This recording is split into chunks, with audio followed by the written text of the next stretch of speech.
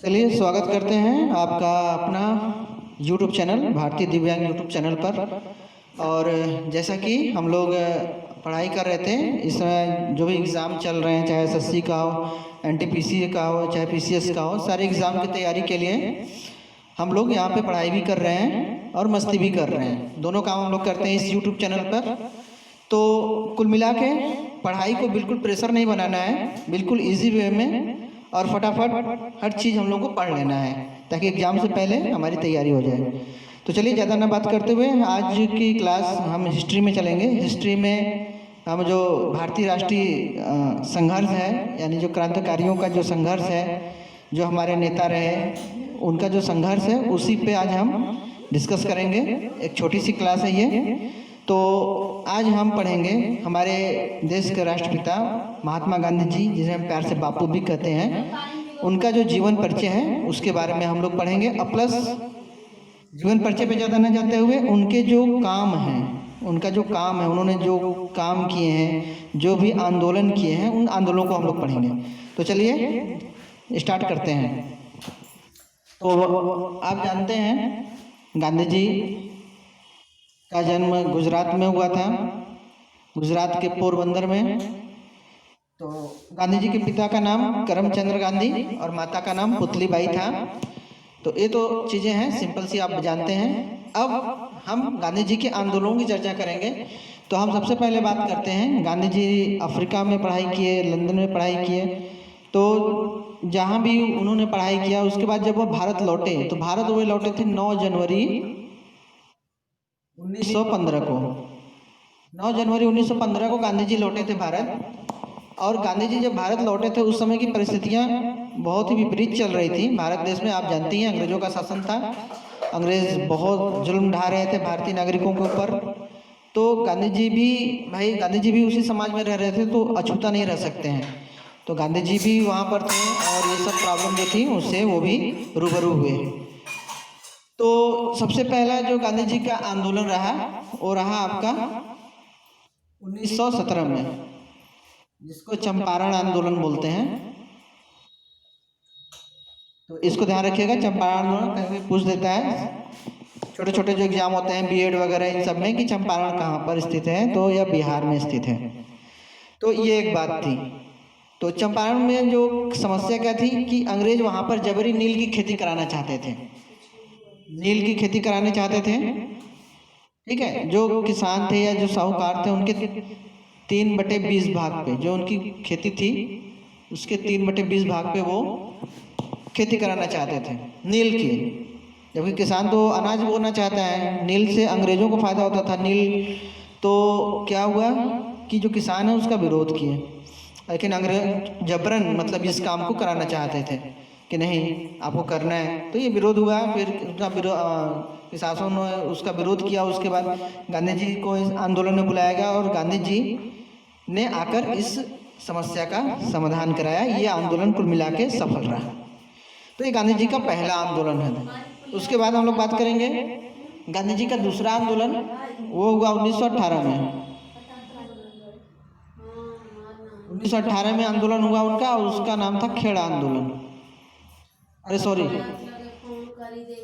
फिर उसके बाद गांधी जी का जो आंदोलन हुआ 1918 में अहमदाबाद मेल,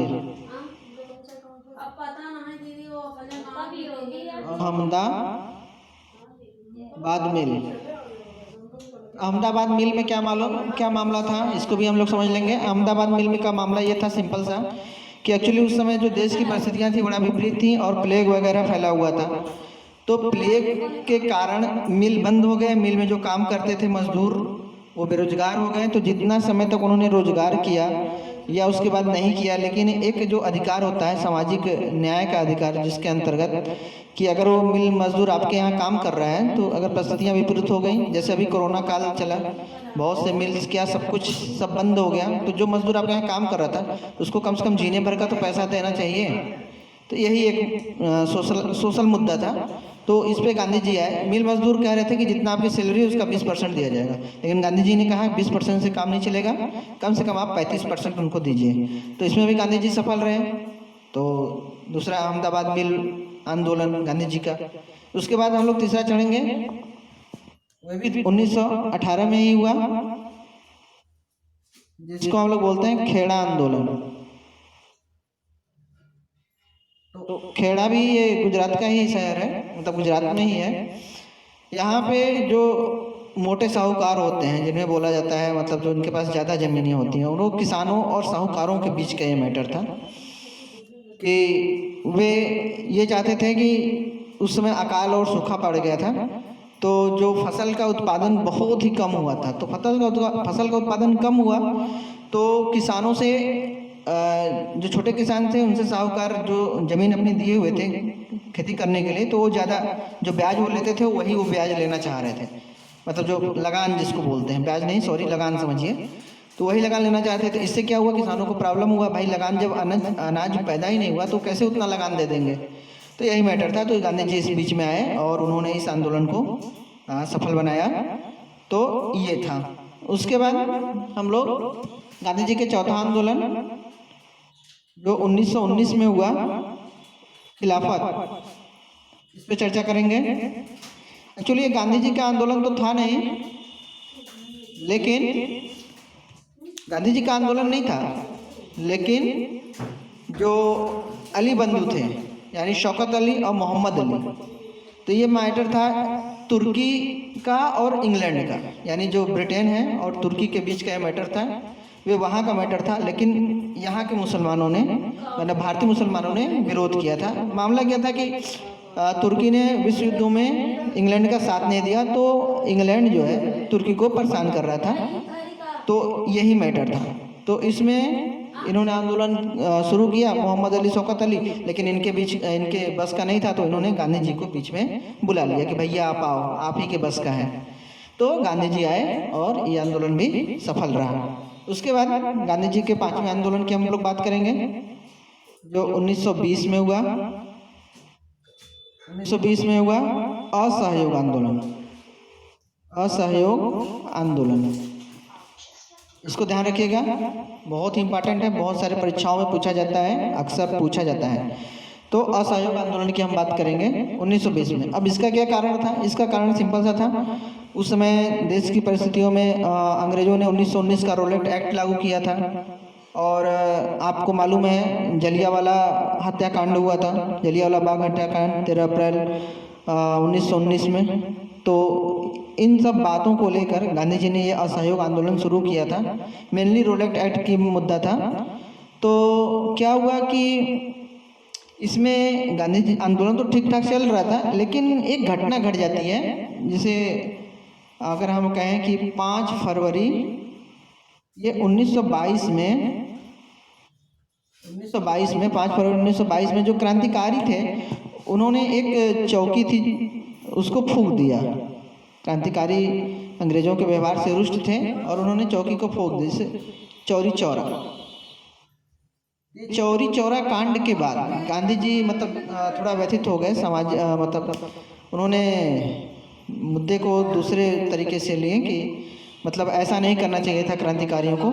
इसी सब बातों से वो प्रभावित होकर उन्होंने इस आंदोलन को वापस ले लिया। तो ये गांधी जी का पांचवा आंदोलन था, जैसा कि आप देख रहे होंगे। उसके बाद 1930 में गांधी जी ने आंदोलन जो चलाया उसे बोलते हैं सविनय अवज्ञा आंदोलन। सविनय अवज्ञा, सविनय अवज्ञा आंदोलन मेन रूप से हुआ क्या था कि अंग्रेजों ने भारत के लिए संविधान बनाने की बात की, जिसके 10 साल में नियमों का पुनरीक्षण किया जाता था। तो अंग्रेजों ने जो संविधान बनाने के लिए फिर साइमन कमीशन बनाई थी। साइमन कमीशन आप जानते हैं कि उसमें कोई भी भारतीय नहीं था, जिसका बहुत ही बड़ा विरोध हुआ, प्रदर्शन हुए भारत देश में। और इसी विरोध प्रदर्शन के समय लाला लाजपत राय को काफ़ी बुरी तरह से पीटा गया, जिसके बाद उनका डेथ भी हो गया। तो ये सब बातें हुई थी। तो हुआ क्या कि इन्हीं सब बातों को लेकर ये मतलब गांधी जी ने सविनय अवज्ञा आंदोलन शुरू किया 1930 में। और इसी आंदोलन के द्वारा डांडी मार्च भी गांधी जी ने किया। तो आप लोगों को पता ही है, डांडी मार्च भी गांधी जी ने किया था। तो ये सब चीज़ें हुई थी, और ये भी आंदोलन करीब करीब गांधी जी ने जो चाहा था वो सफल ही रहा। उसके बाद हम पढ़ेंगे 1940। 1940 में व्यक्तिगत सत्याग्रह, गांधी जी ने व्यक्तिगत सत्याग्रह शुरू किया 1940 में। तो ये भी आंदोलन यही था, मतलब इस आंदोलन में गांधी जी का यही विचार था कि अंग्रेज चाहते थे कि भारतीय सैनिक जो है, द्वितीय विश्व युद्ध शुरू हो गया था, आपको पता ही है 1939 में। अंग्रेज चाहते थे कि भारतीय सैनिक जो है उस युद्ध में अंग्रेजों की तरफ से लड़ें, लेकिन गांधी जी ने इसका विरोध किया। तो इसी को बातों को लेकर गांधी जी ने सविनय अवज्ञा आंदोलन शुरू किया, और सविनय अवज्ञा आंदोलन में जुड़े विनोबा भावे और आप तो नेहरू जी को जानते ही हैं, जवाहरलाल नेहरू जी, तो ये दोनों लोग इसमें जुड़े। तो विनोबा भावे से एक प्रश्न पूछता है बार बार एग्जाम में, देखिए हमको पढ़ाई तो करना है, लेकिन फोकस कहाँ करना है? फोकस हमको उन प्रश्नों पे करना है जो एग्जाम में पूछे जाते हैं, तो उन प्रश्नों पे फोकस करना है, टारगेट वही होना चाहिए प्रश्न।